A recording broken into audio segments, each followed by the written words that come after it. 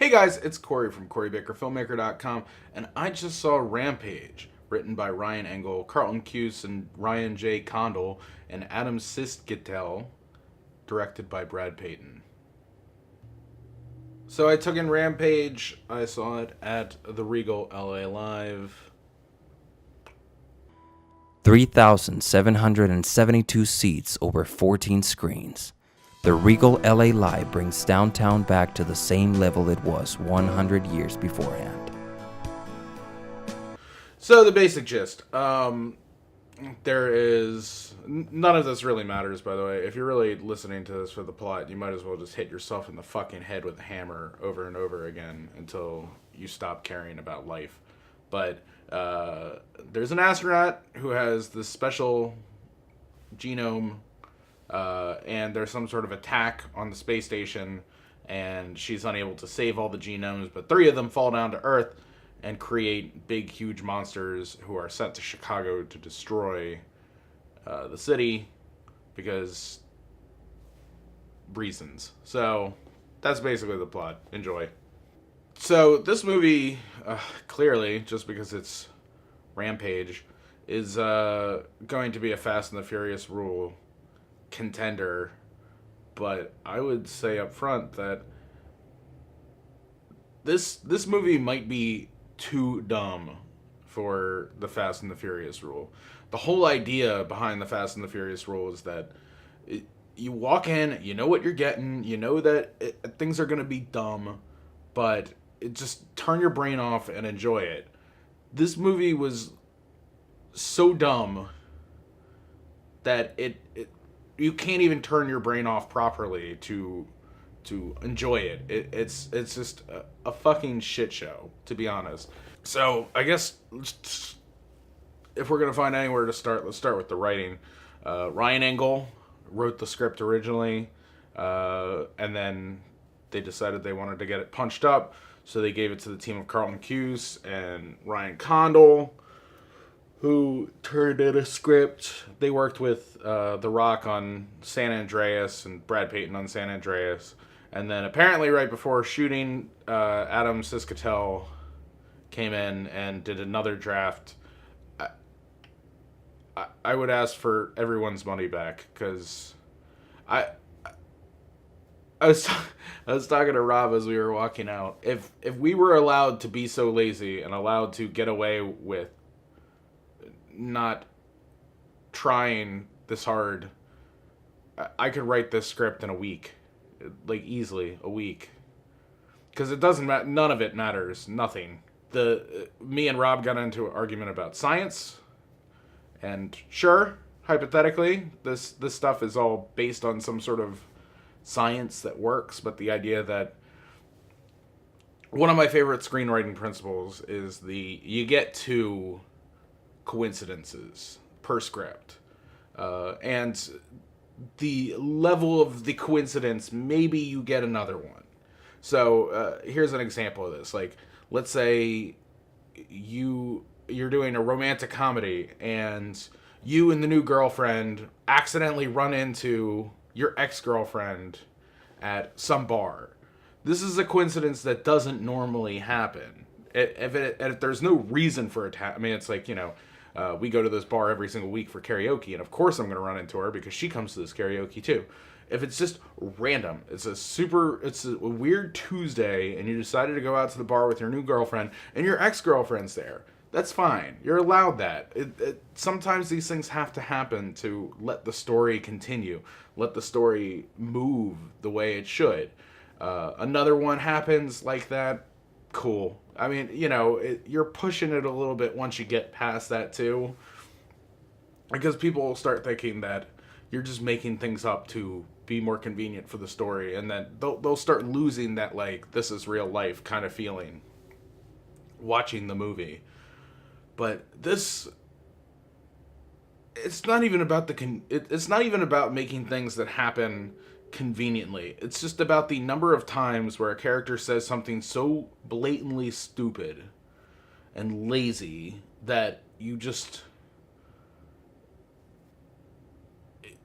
I can't even quite comprehend why Rampage was initially bought in like 2012.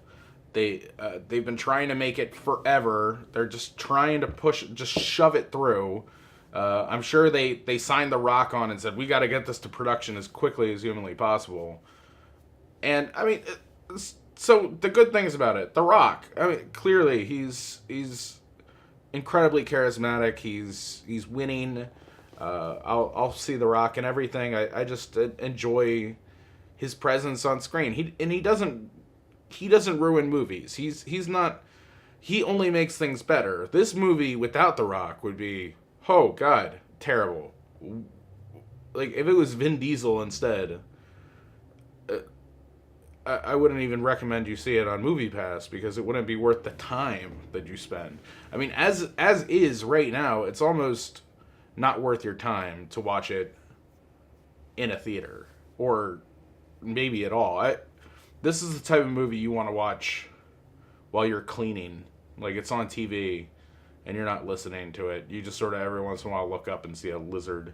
Like that's what this movie is. It's background noise on Netflix. So, I mean, we got The Rock. He's good. Literally everyone else is phoning it in. Like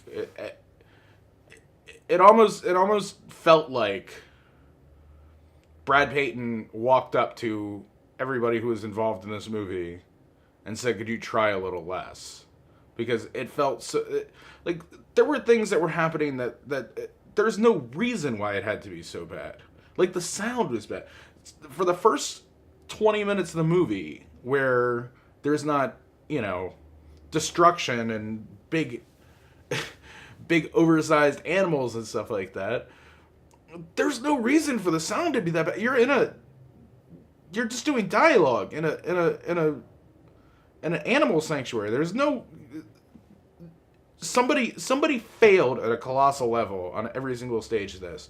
The cinematography was lazy. The effects sometimes were so comically bad.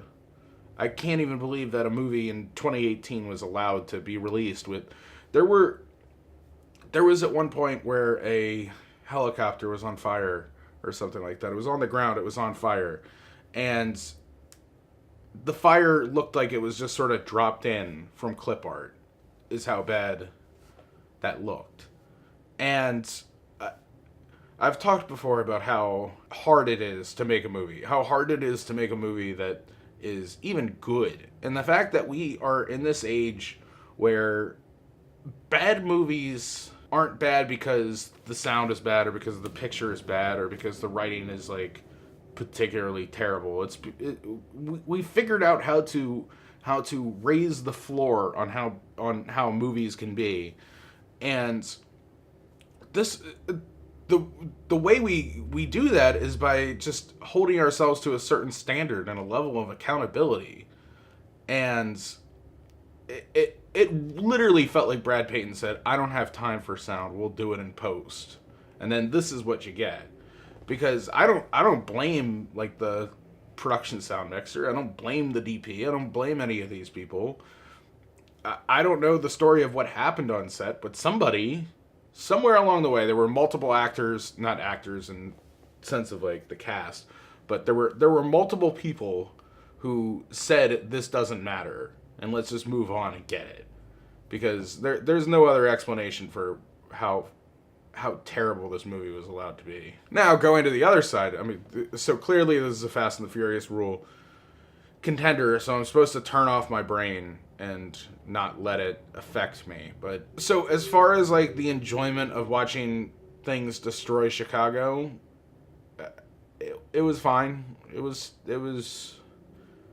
again, not something you should really commit time or like mental energy towards. Just have it on in the background. Don't pay any attention to it, because even things that are enjoyable get ruined by how terrible the underlying material is. So like, I'm not spoiling anything because there's literally, there's no point in me saying spoilers for this movie. But like, at very late in the movie, the wolf starts flying, and the Rock like looks not like directly at camera, but just off camera, and is goes like, "Oh, of course it flies." And I'm just like, "Fuck you, really? Like, this is stupid.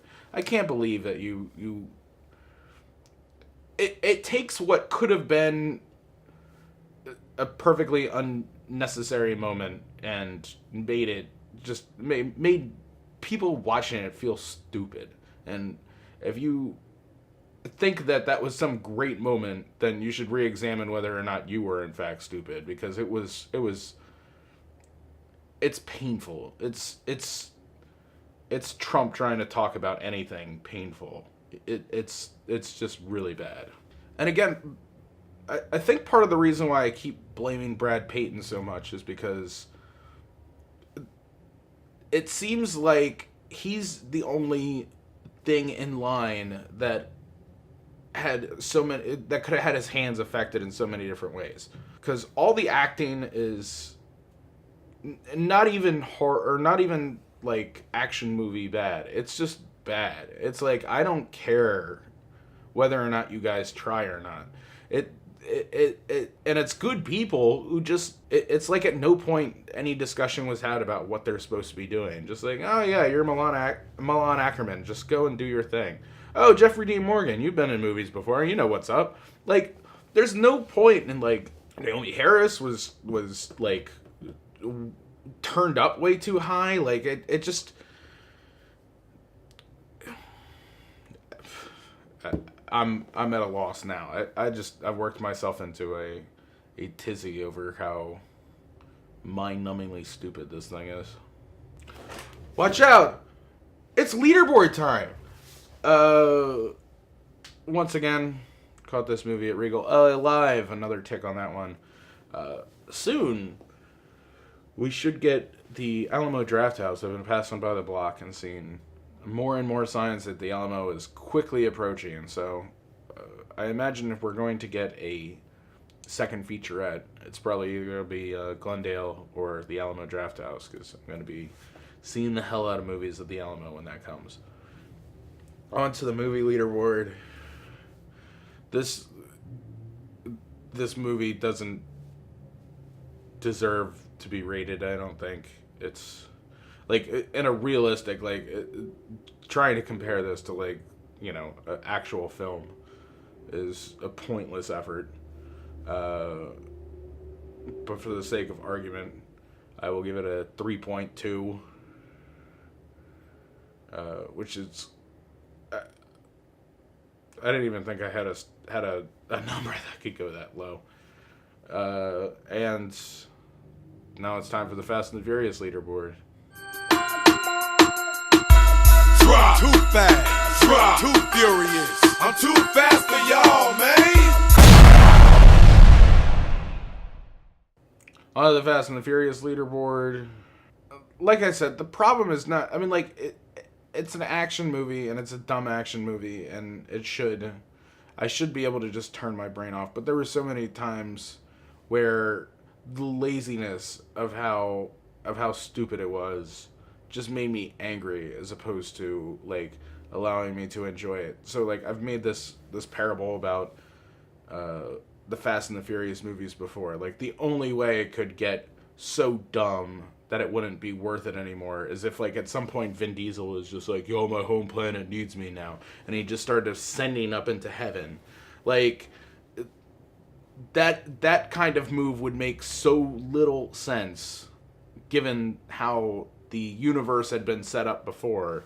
And this movie was just like, any fucking time we decide to, we can just change everything, and just nothing matters. Like, oh yeah, by the way, The Rock was in the army too. And it's like, oh, okay. Oh, and when he was in the army, he knew how to fly helicopters. It's like, oh, all right. And it's like, yeah, and he's an expert zoologist. He's like one of the best scientists in the world. So it's like, how many fucking things can The Rock do? Anyway.